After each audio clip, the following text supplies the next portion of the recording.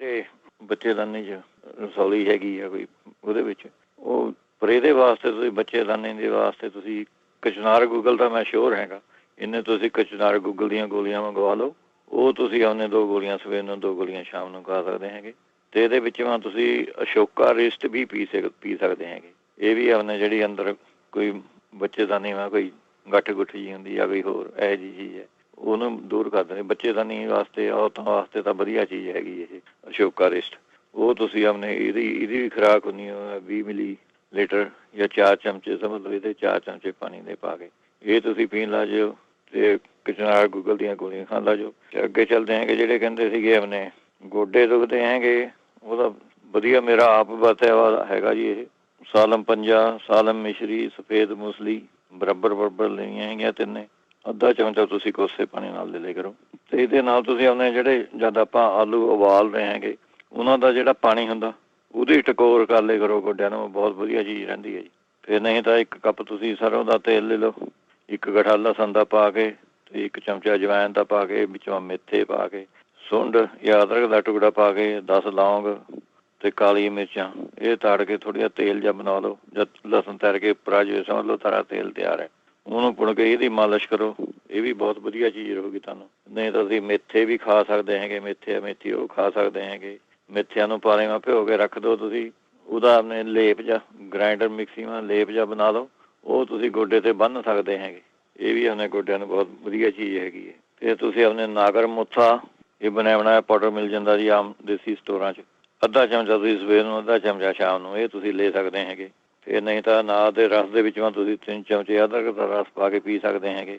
ਇਹਦੇ ਵਿੱਚੋਂ ਤੁਸੀਂ ਲੈ ਸਕਦੇ ਹੈਗੇ ਸੁੰਡ ਅਨਾਰ ਦਾਣਾ ਕਾਲੀ ਮਿਰਚਾਂ ਸੇਂਦਾ ਨੂਣ ਬਾਇਬਡਿੰਗ ਇਹ ਸਾਰੀਆਂ ਚੀਜ਼ਾਂ ਲੈ ਕੇ ਬਰਾਬਰ ਲੈਣੀਆਂ ਹੈਗੀਆਂ ਸਾਰੀਆਂ ਚੀਜ਼ਾਂ। ਇਹਨਾਂ ਨੂੰ ਪੀ ਕੇ ਅੱਧਾ ਚਮਚਾ ਦਵਾਈ ਦਾ ਅਤੇ ਅੱਧਾ ਚਮਚਾ ਸ਼ਹਿਦ ਦਾ ਇਹ ਮਿਕਸ ਕਰਕੇ ਤੁਸੀਂ ਆਪਣੇ ਸਵੇਰ ਸ਼ਾਮ ਖਾ ਲਿਆ ਕਰੋ ਜੀ। ਅੱਗੇ ਚੱਲਦੇ ਹੈਗੇ ਜਿਹੜੇ ਮੈਮਰੀ ਦਿਮਾਗ ਵਾਸਤੇ ਪੁੱਛਦੇ ਯਾਦਦਾਸ਼ਤ ਭੁੱਲ ਜਾਂਦੀ ਹੈ। ਪਿਛਲੇ ਵੀ ਰਹਿ ਗਏ ਸੀਗੇ 2 ਨੁਸਖੇ ਉਹ ਦੱਸ ਦਿੰਦੇ ਤੁਹਾਨੂੰ। ਇਹਦੇ ਵਿੱਚੋਂ ਤੁਸੀਂ ਛੋਟੀ ਇਲਾਇਚੀ ਲੈਣੀ ਹੈਗੀ 15 ਗ੍ਰਾਮ, ਬ੍ਰਹਮੀ ਪਾਊਡਰ 100 ਗ੍ਰਾਮ, ਸੰਖ ਪੁਸ਼ੀ 100 ਗ੍ਰਾਮ, ਬੱਚ 60 ਗ੍ਰਾਮ, ਕੂਜਾ ਮਿਸ਼ਰੀ 200 ਗ੍ਰਾਮ ਇਹ ਤੁਸੀਂ ਆਪਣੇ ਲੈ ਸਕਦੇ ਹੈਗੇ। ਇਹਦਾ 1 ਚਮਚਾ ਅੱਧਾ ਚਮਚਾ ਸਵੇਰ ਨੂੰ ਅੱਧਾ ਚਮਚਾ ਸ਼ਾਮ ਨੂੰ ਜਾਂ 1 ਚਮਚਾ ਤੁਸੀਂ ਦਿਨ 1 ਵਾਰੀ ਲੈ ਲਓ ਤਾਂ ਵੀ ਕੋਈ ਫਰਕ ਨਹੀਂ ਹੈਗਾ। 10 ਬਦਾਮ ਹੈ ਤੁਸੀਂ ਬਦਾਮ ਵੀ ਚੰਗੇ ਰਹਿੰਦੇ ਹੈਗੇ ਇਹਦੇ ਵਾਸਤੇ। ਬਦਾਮ ਤੁਸੀਂ ਭਿਓ ਕੇ ਛਿੱਲਕ ਤਾਰ ਕੇ ਦੁੱਧ ਮਾ ਚਾਹੇ ਦੁੱਧ ਮਾ ਉਬਾਲ ਲਓ। ਦੁੱਧ ਉਬਾਲ ਕੇ ਬਦਾਮ ਜ਼ਿਆਦਾ ਚੰਗੀ ਤਰ੍ਹਾਂ ਉਬਲ ਗਏ ਫਿਰ ਠੰਡਾ ਦਾ ਕੋਸਾ ਜਿਹਾ ਕਰਕੇ ਉਹਦੇ ਵਿੱਚੋਂ 2 ਚਮਚੇ ਸ਼ਹਿਦ ਦੇ ਮਿਲਾ ਲੈਣੇ। ਉਹ ਤੁਸੀਂ ਆਪਣੇ ਬਦਾਮ ਵੀ ਖਾ ਲਓ। ਫਿਰ ਆਪਣੇ ਦੁੱਧ ਚਾਹੇ ਬਦਾਮਾਂ ਨੂੰ ਮਿਕਸੀ ਮਾ ਘੋਟ ਲਓ ਦੁੱਧ ਪਾ ਕੇ ਉਹ ਗਰਮ ਕਰਕੇ ਥੋੜ੍ਹਾ ਜਿਹਾ ਫਿਰ ਸ਼ਹਿਦ ਪਾ ਕੇ ਤੁਸੀਂ ਉਹ ਖਾ ਸਕਦੇ ਹੈਗੇ। ਇਹ ਵਧੀਆ ਚੀਜ਼ ਹੈਗੀ। ਫਿਰ ਓਮੇਗਾ 3 ਜਿਹੜੀ ਮਿਲ ਜਾਂਦੀ ਹੈ ਜੀ ਆਪਣੇ ਬਗੈਰ ਡਾਕਟਰ 'ਤੇ ਲਿਖੇ ਤੇ ਓਮੇਗਾ 3 ਦੇ ਕੈਪਸੂਲ ਤੁਸੀਂ ਉਹ ਲੈ ਸਕਦੇ ਹੈਗੇ। ਅੱਛਾ ਜੀ। ਇਹਦੇ ਵਿੱਚ ਫਿਰ ਤੁਸੀਂ ਐਪਲ ਵੀ ਠੀਕ ਰਹਿੰਦਾ ਹੈਗਾ ਜੀ ਉਹ ਤੁਸੀਂ ਲੈ ਸਕਦੇ ਹੈਗੇ। ਫਿਰ ਗ੍ਰੀਨ ਟੀ ਚੰਗੀ ਰਹਿੰਦੀ ਹੈਗੀ। ਫਿਰ 2 ਕੁ ਤੁਸੀਂ ਅਖਰੋਟ ਖਾ ਲਿਆ ਕਰੋ।